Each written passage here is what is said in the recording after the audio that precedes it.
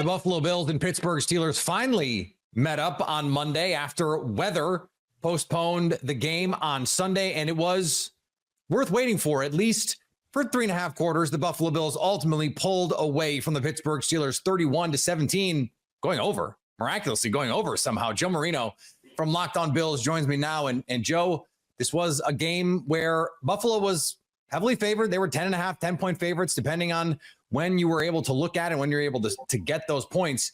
But this was a game that Buffalo was able to do offensively most of what it wanted. Josh Allen, 4 touchdowns on the day.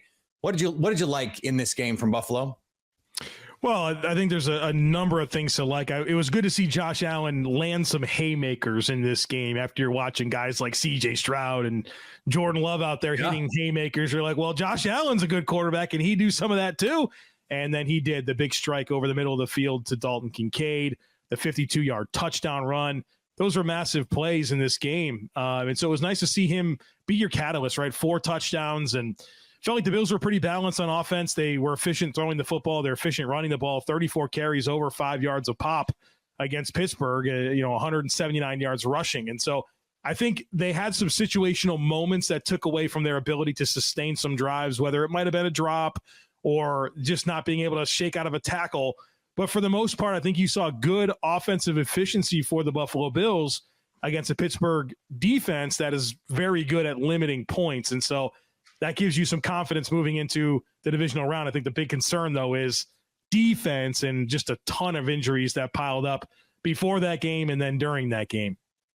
I think, too, you mentioned the haymakers from Josh Allen, but he has been someone who is either going to win you the game single-handedly or he is going to go down trying, and that means turnovers at times over the course of the season.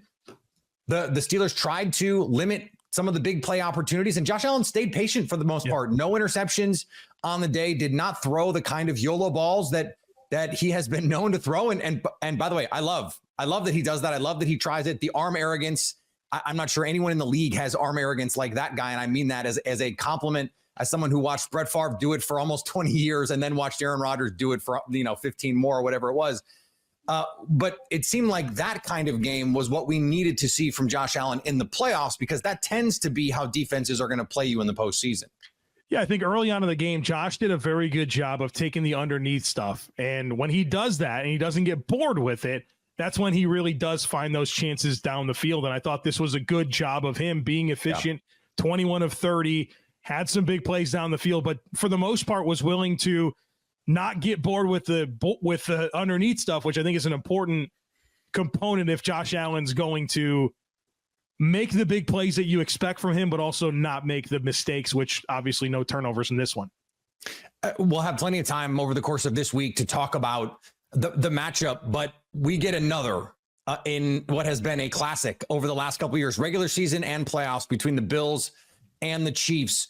Early as we stand here, I understand we just watched the Bills and the Steelers play, but you had a lot of time to think about this matchup, I'm sure. So what is going to be your early key here as we sit here Monday trying to handicap this game for Sunday night?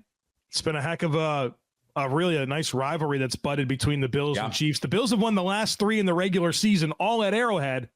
Unfortunately, the Chiefs have won the last 2 in the postseason, but this is the first time they've met in the postseason in Buffalo. And that's something that the Bills are, Mahomes finally gets to go on the road in the postseason, and you get him at your place, which is a great opportunity for the Buffalo Bills. The big thing is going to be the defensive injuries. The Bills are down so many corners. They're down so many linebackers, and you don't know who you're going to get back. You don't know the extent of a lot of these injuries. It certainly didn't look good for starting middle linebacker Terrell Bernard, who's had a sensational season. You feel like he's done for the year. You had Taron Johnson, your all-pro slot corner. He goes down with a head injury, and we know it's hard for guys to get back from a concussion Sunday to Sunday, let alone Monday to Sunday. So that's going to be a concern. Who's available at corner? Do you get Rasul Douglas back? Do you get Christian Benford? The Bills' other starting corner gets injured in this game. So many injuries, and obviously you'd not want to be injured, of course, but defensively against Mahomes, you feel like that's a major concern. Fortunately, you're healthy on the defensive line, and so my initial thought is you got to have a win up front with that defensive line to help potentially overcome a lot of reserves in the back seven of your defense. Stay up to date all year on the Buffalo Bills by subscribing to Locked On Sports today and Locked On Bills on your favorite podcast app and on YouTube.